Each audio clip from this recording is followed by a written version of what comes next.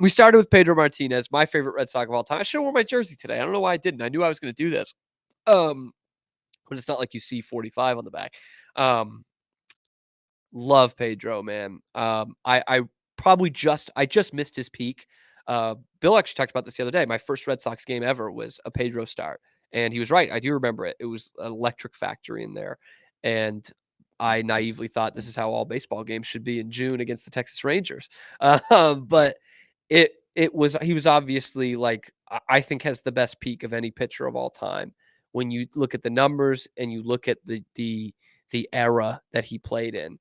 And one of the prime examples is a game that happened 25 years ago today.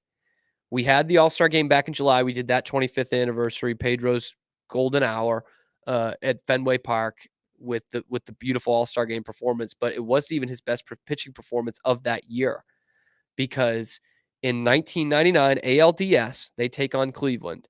They fall down 2-0, and game 5, they force it to a game 5, is absolutely wacky. It's at the Jake in Cleveland.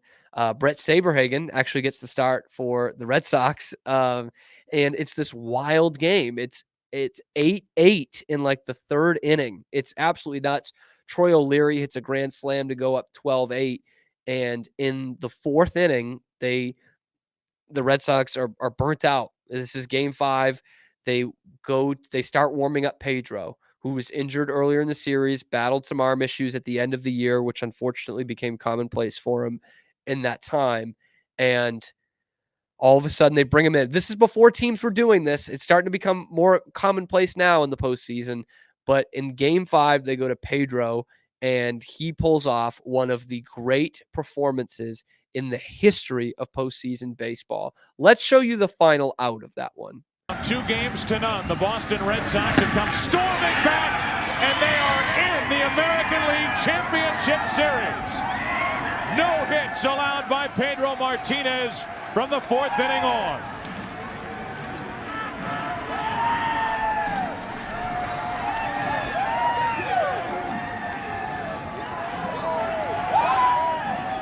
Jimmy Williams allowing the players to celebrate.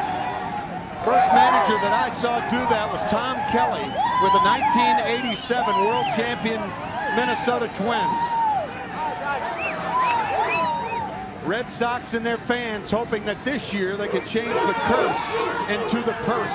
A remarkable come from behind victory in this series for Jimmy Williams and the Boston Red Sox.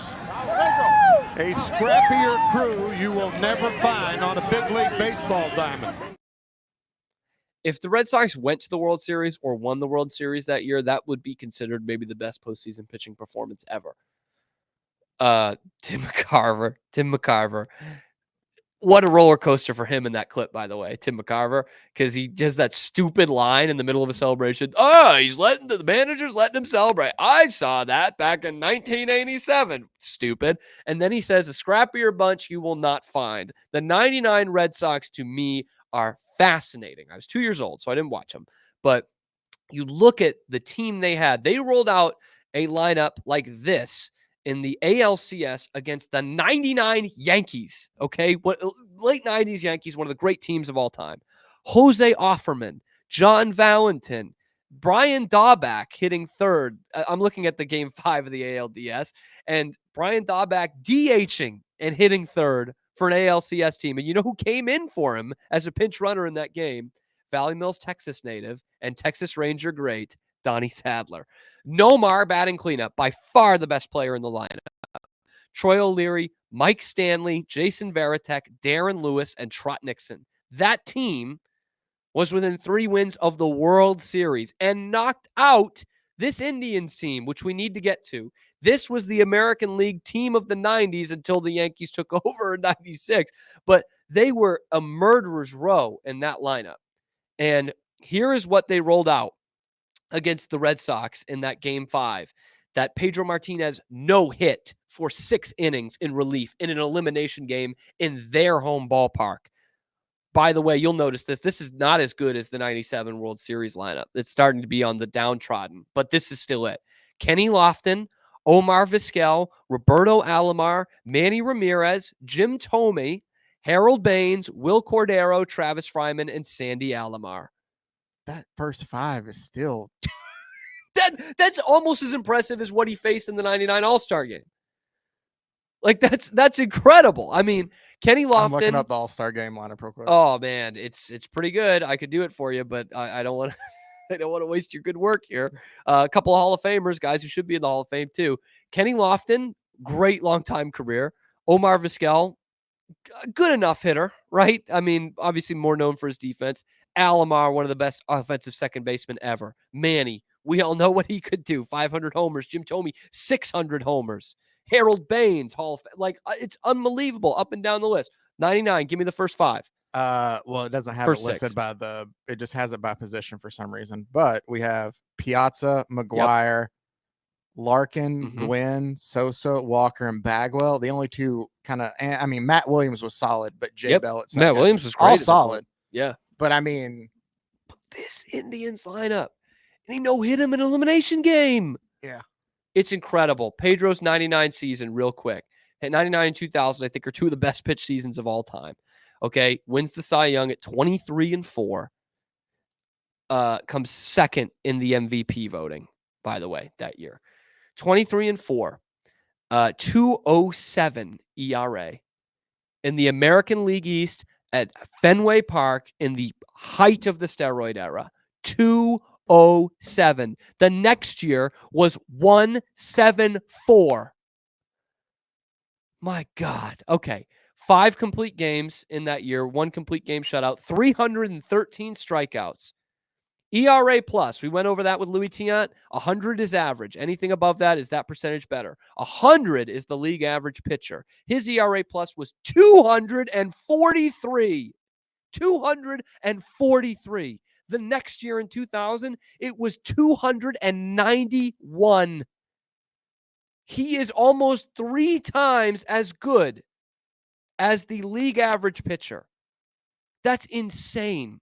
His FIP, fielding independent pitching. So it's your ERA taking out how bad your defense is. 139. 139. Led the league in that, in ERA plus, in strikeouts, in WHIP, in hits per 9, in homers per 9, 0.4 for a whole season. And strikeouts per 9, 13.2.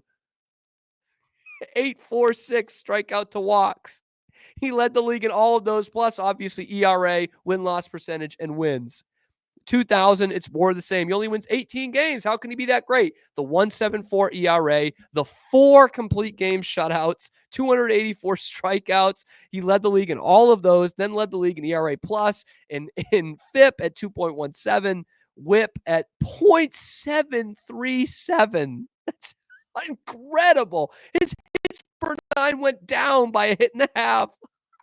Strikeout per 9. Oh, he took it down a peg, but still led the league at 11.8 and had a better strikeout to walk. He is the best peak of any pitcher ever, especially when you put the context into it. 2003, maybe a little bit past his peak, but still pretty damn good. Also on this day, in 2003, another anniversary for Pedro during that hotly contested 2003 ALCS. Out, and this is over the head. Actually, must have hit the bat of Kareem Garcia, and a foul ball, and Garcia immediately pops up and screams at Martinez. Yeah, that was perilously close to his head. Martinez hitting Soriano and Derek Jeter the last time the Yankees and Red Sox played in a 2-1 game won by the Yankees back in August. Now Joe Torre. Well, they warned both benches. I guess it must have nicked the helmet. I thought it hit his bat too. I thought it hit him in the back. Really? It was behind his head. And Martinez now pointing. That's the wrong thing to do. That's inciting right there. Trying to get himself under control. Now Ramirez. That ball's not even close.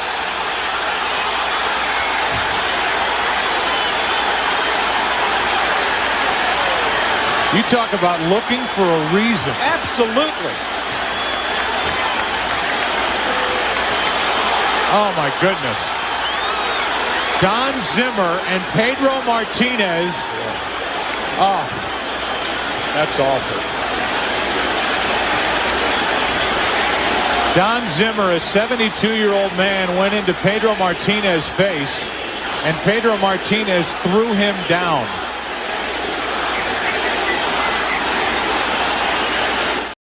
You hear the Yankees suck shit there at the end. Hell yeah, man. That's so rock and roll. So I'll summarize this real quick because we got to get out of this segment. But there's a snack shack a few floors down from us, and the barcode thing doesn't always work. And when it doesn't work, I like try cash. If I don't have cash, I'm just like, what am I supposed to do? And so what do I always say about it, Zach? I say they brought it upon themselves. Don Zimmer brought it upon himself. And still, you will find Yankee fans to this day that are like, that some of them have a brain in their head, some of them, but they're like, oh, dude, how can you do that? The guy's 72 years old. What are you talking about? You saw that clip, Zach? Don Zimmer, Yeah, I did. Don Zimmer goes from across the field and charges at Pedro. Charges at him. Like, what is Pedro supposed to do there? In fact, he probably does the easiest thing, the lightest thing he could do. He just Kind of gets him by him. his shoulder and hat and olays him down. Doesn't even really throw him. I mean, that guy knows how to throw. That wasn't really a throw. Yeah, it looks like he could have uses bear his hugged him, but momentum. who knows? Like, I mean, Zim might be trying to punch him. Like, I know it sounds crazy for a 72-year-old, but you see the clip. Like, he's charging at him like a bull. My God, that's when that rivalry meant something, man. They fucking hated each other. That's when that meant some shit. This should be the Pedro Martinez Day, October 11th. 2 awesome anniversaries for Pedro. And by the way, Tim McCarver was correct in that one. That pitch was not close to Manny. Like, Manny was clearly hot-headed, and Roger Clemens is on the mound in this time and place. And with that guy on the mound, there's every reason to believe a pitch is going to be thrown at you. And so I think Manny had that in his head going to the plate. And then that one, it's high, but it's really not close at all. And it sparks that, one of the great moments of the Yankees-Red Sox rivalry. But yes, Don Zimmer charged at him. I don't know what else you want Pedro to do. God, I love you, Pedro. Can we get you on the show? Pedro Martinez, please come on the show. God, I would be gushing, absolutely gushing if we had Pedro on the show. We are Rogue Media Sports.